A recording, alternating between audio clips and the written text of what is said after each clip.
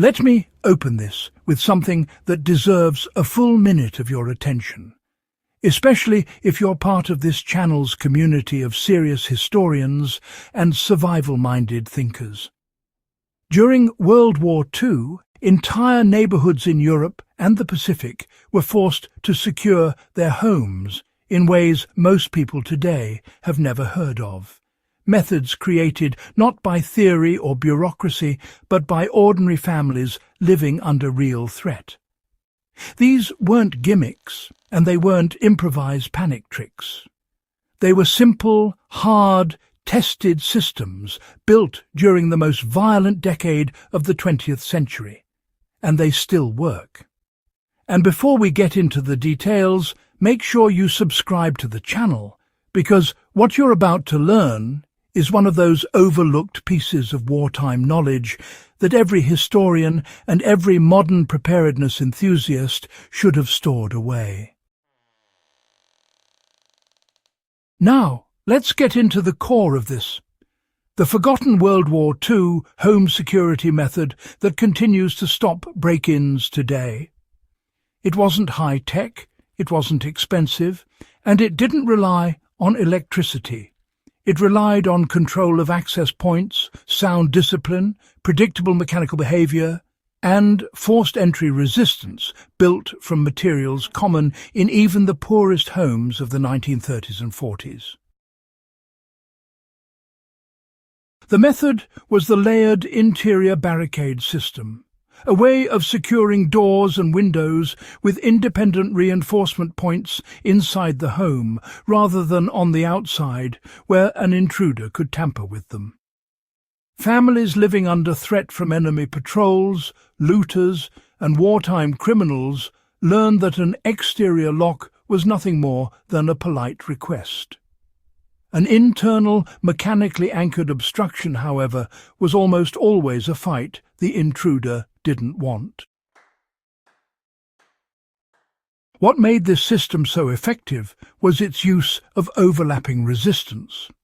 Instead of relying on a single lock, homes used a series of interior mechanical stops, crossbars behind doors, removable braces, floor-anchored door wedges carved thick enough to resist leverage, and window pins drilled through the frame to prevent upward or sideways movement.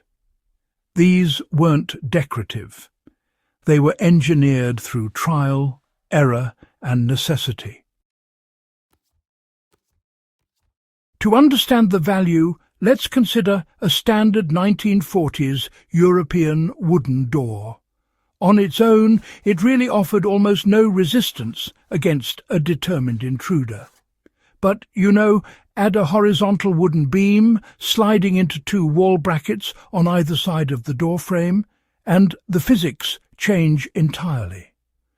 The force exerted by someone trying to kick in that door must now overcome both the hinge line and the sheer resistance of a supported crossbar. Even German and Soviet soldiers noted in field reports that such doors often took far too long to breach to justify the effort unless the building was strategically necessary. Today, you can actually replicate this same system with modern materials, and it still works because, physics hasn't changed. A steel or hardwood bar mounted in interior brackets can turn a normal entry door into a barricade capable of withstanding prolonged kicking, prying, or battering. If you want to apply this practically, just take exact measurements of your door frame, install two deep metal brackets, and cut a bar that fits tightly enough that it must be placed intentionally. The key here is that the bar should distribute force to the wall structure, not to the door itself. Another overlooked World War II technique is the use of passive sound alarms. Families under occupation needed warning systems that required no electricity and produced noise only when triggered. One common method was the suspended can alarm, a string run across a hallway or window frame, attached to metal fragments or tins that would fall and signal intrusion. Crude, yes, but remarkably reliable. Today, you can apply the same principle using metal washers in a tin cup hung near a doorway, or lightweight bells clipped onto a tensioned interior line. These aren't replacements for modern alarms. They are redundancy, the kind you want when the power is out or when you need that silent confirmation that something has been disturbed. Wartime households also relied heavily on controlled access interior rooms. In areas where patrols were unpredictable, families designated one hard room in the center of the home. Now, this wasn't for hiding, it was for delaying. They built internal barriers, stored essentials, and reinforced its entry so that even if the outer areas were breached, the core space would buy precious minutes. For a modern survivalist, the same concept applies.